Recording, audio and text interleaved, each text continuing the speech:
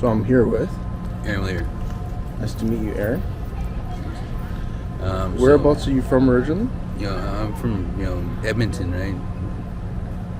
My reserve is Driftmile, up by Slave Lake, and I haven't really been there, but I lived there for about a year, and then I came out here. I wanted a better life and everything, and I did have a better life, but then my kids' mom went crazy and tore my life apart. Ever since then, I've been kind of like just wandering around. I've been here ever since April, and now it's right, and nothing's getting better.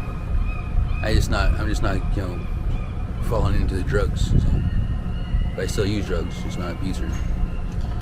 So, how was your childhood in Edmonton?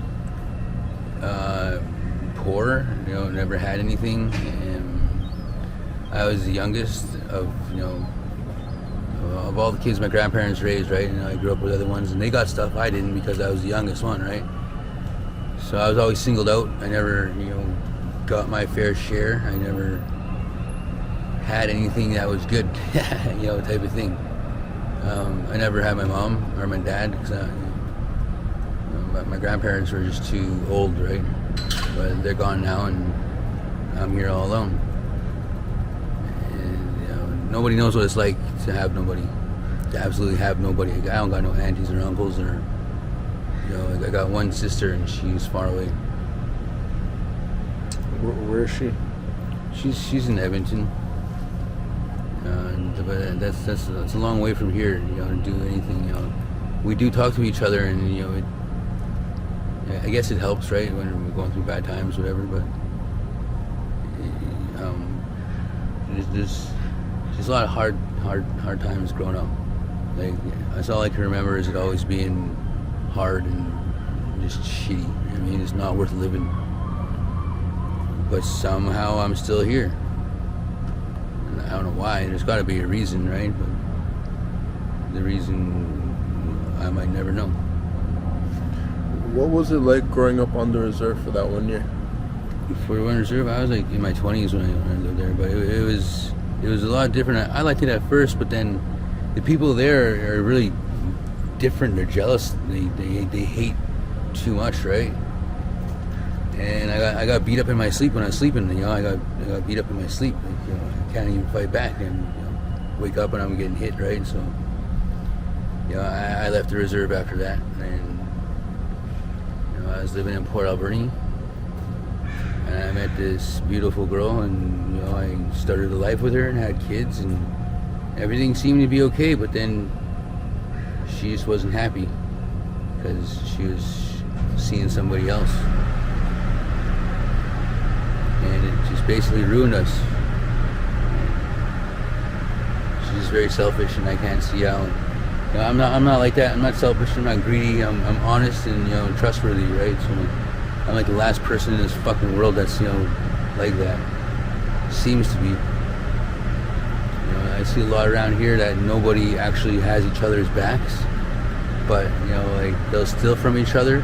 They'll wait for you to go to bed, and they'll steal your whatever you have. You have nothing, and you're living on the street, sleeping on the sidewalk. And these pieces of shits that sleep 10 feet away from you are going to steal your fucking belongings. And when you wake up, you have nothing. Like you woke up worse than you were before, right? Like it's just, I don't see how anyone can think like that or be so selfish, but it's the drugs, right? And something has to happen about the drugs. Like you can't go on the same way like this, thinking that it's going to get better. It's not going to get better. It's never going to get better. People think about their drugs only. When they're down, they don't think about nothing else. They don't think nothing else. Just how to get high. How long have you been homeless? Since I got here, anyway. We had a friend we stayed with for about a month, and then I left there, and it's been kind of hard for me, because nobody really wants to trust me or anything, so it's kind of hard to do anything when no one gives you a chance, right? And just a shut door as soon as I get to it.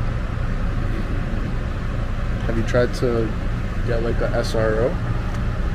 I've been keeping my my ear out, my eye out for a good one, right? Because I don't want to go to one where it's really crappy, right?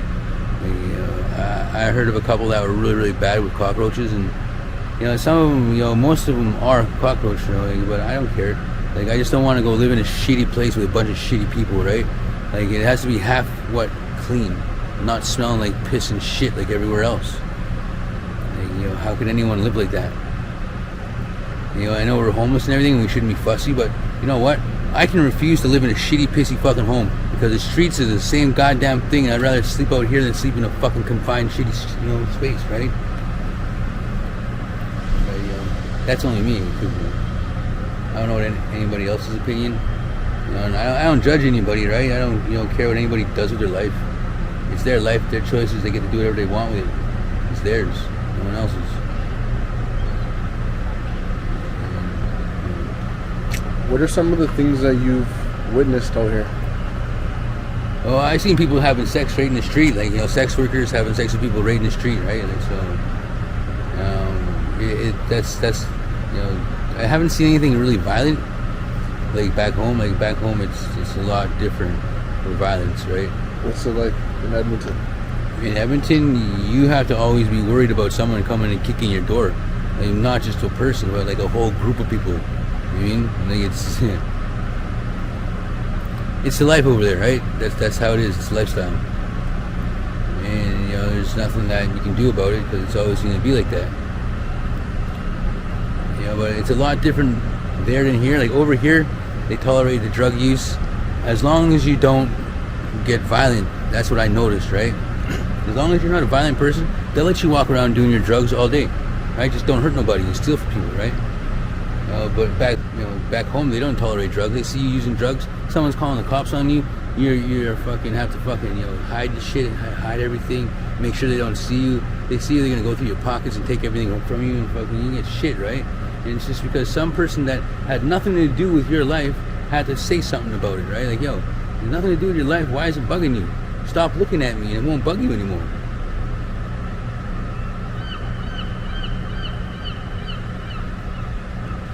What do you think? What do you think can be done to help homeless people? I think more housing, but it has to be properly run, not like a jail. People have to have freedom, but they also have to upkeep their responsibility. You can't expect someone to go live in a place and take care of it if they're not responsible. Those are the people that should be homeless, right? The people that are not responsible enough to take care of themselves in their own home, then they don't deserve a home, right? Some people are just mentally disabled that way, right? There's just nothing they can get by. They're sick, right? So they're just going to be stuck like that. And it would be nice if they all had a place to go. Like these drop-ins are not ideal because you get to go there for a certain amount of time, and they don't really offer you anything they should as a home, right? And you don't have a place to go lay down and relax. So most of the time, people are tense, right? Everyone's always tense because they don't have time to relax. They don't have to stretch out their legs. They can't, relax their neck, right? It's hard. Do you remember at what age you started doing drugs? I started doing drugs when I was like 11 or 12. I started smoking weed. And then I first tried my first crack weed when I was 13.